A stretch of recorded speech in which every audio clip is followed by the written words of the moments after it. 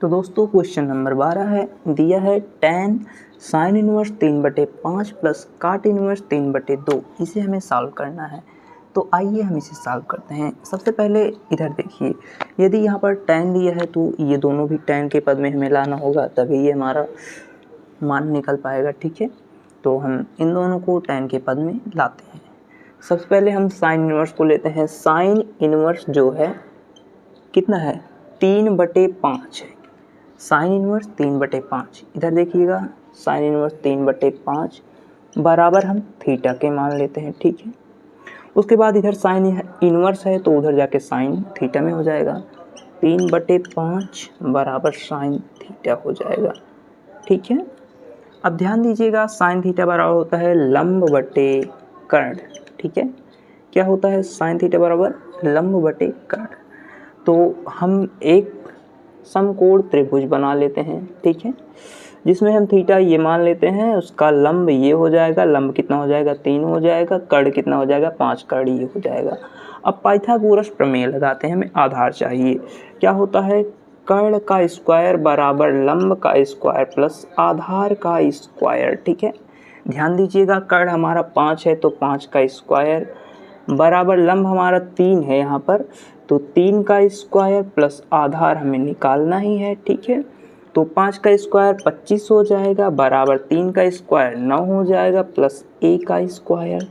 ठीक है, 25 इधर और 9 इधर, 9 इधर प्लस में है, इधर आके माइनस हो जाएगा। 25 माइनस 9 बराबर आधार का स्क्वायर। 25 में से 9 घट जाएगा तो कितना बचेगा, 16 बच जाएगा बराबर आधार का स्क्वायर। तो 16 कितना का वर्ग होता है, 4 का स्क्वायर बराबर a का स्क्वायर। तो a बराबर क्या आ जाएगा, 4 आ जाएगा। तो आधार हमारा कितना है, 4 है। तो यहाँ पर हम ध्यान देंगे, यहाँ जो लिखा है इसे रहने देंगे। तो साइन थीटा बराबर हमारा 3/5 है, तो हम tan थीटा लिखते हैं। tan थीटा बराबर क्या हो जाएगा हमारा, tan थीटा बराबर जो होता है वो होता है क्या, लंब बटे आधार। लंब बटे आधार यही हमारा होता है।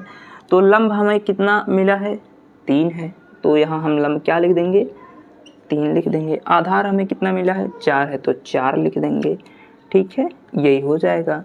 अब इधर देखिए, इधर tan है, उधर जाके इन्वर्स हो जाएगा। थीटा बराबर क्या हो जाएगा, tan इन्वर्स 3/4। ठीक है, और थीटा हमारा किसके बराबर है, साइन इनवर्स 3/5 के। तो यहाँ क्या लिखेंगे, साइन इनवर्स 3/5 ठीक बराबर tan इनवर्स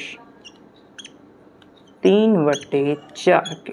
ठीक है, ध्यान दीजिएगा ये हमारा साइन tan के पद में आ चुका है। अब काट जो है वो तो बहुत ही सरल होता है। क्या होता है, काट इनवर्स x किसके बराबर होता है, tan इनवर्स 1/x के। ठीक है, मतलब थीटा का ये जो थीटा है इसका उल्टा होता है। ठीक है, तो इसे भी हम उसका उल्टा कर देंगे। तो ध्यान दीजिएगा यहाँ पर लिखेंगे इम्प्लाइज दैट। ठीक, उसके बाद tan है तो tan ब्रैकेट लगाएंगे। साइन इनवर्स 3/5 किसके बराबर है, साइन इनवर्स 3/5 हमारा बराबर है tan इनवर्स 3/4 के। क्या लिखेंगे, tan इनवर्स 3/4 के। ठीक है, यहाँ से इसे दिखा देंगे इसे, चूंकि इतना बराबर इतना है। ठीक है, प्लस काट इनवर्स 3/2, यहाँ भी ऐसे दिखा देंगे, चूंकि इतना बराबर इतना। तो tan इनवर्स यहाँ क्या हो जाएगा, काट इनवर्स x बराबर होता है tan इनवर्स 1/x। तो यहाँ क्या हो जाएगा, ये काट था। ठीक है, यहाँ काट बना देते हैं, सॉरी, यहाँ काट इनवर्स x बराबर किसके होता है, tan इनवर्स 1/x के। तो काट इनवर्स 3/2 है, तो tan इनवर्स क्या हो जाएगा, 2/3 हो जाएगा, उसका उल्टा हो जाएगा। ठीक है, चाहे तो आप इसे अगर यहाँ से ऐसे करके देखेंगे, क्या tan इनवर्स 1/3/2, इसे अगर सॉल्व करेंगे 1/3/2 को, तो यही आंसर आएगा। तो ऐसे आप डायरेक्ट लिख देंगे, ज़्यादा बेटर रहेगा, आपको ज़्यादा माथापच्ची नहीं करना होगा। ठीक है, इम्प्लाइज दैट लगाएंगे। ठीक है, फिर यहाँ पर देखेंगे tan ऐसे लिख देंगे, फिर tan inverse x plus tan inverse y, यह सूत्र हमें कई बार मिल चुका है। अब फिर यहाँ पर लगाएंगे, क्या होता है tan inverse x plus tan inverse y किसके बराबर होता है, tan इनवर्स ये जो x है x लिखेंगे, मतलब tan इनवर्स यहाँ x कितना है 3/4 tan इनवर्स, ठीक 3/4